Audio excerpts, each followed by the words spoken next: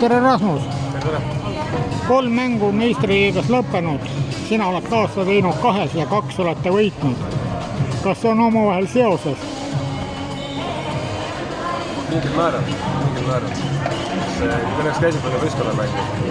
Üks ei tee seda mängu päris ära. Mulkidel omaselt algus oli väga-väga rabe. Lasite vastased 3 kätte ja esimese poole lausa kaotasite 1. Miks nii?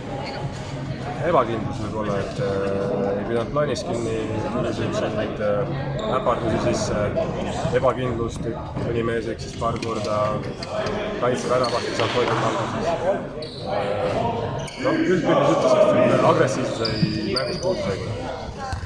Teise poole alguses lasite vastasel 20 minutiga visata ainult 4 väravat. Ja sellega oli sisuliselt mäng tehtud. Jah, nagu ma rääkisin, et see kaitseväravaht, koostöö, agressiivsus, mida meil esimene poole, teine poole tuli, sellega saime lihtsalt kiirrünnakuid, lihtsalt väravaid, mida me esimene poole ei saanud. Sinna see aega läks. Lõpetuseks vast sinu enda plaanida. See aasta mängid siin. Ma olen siin, jah. Näed.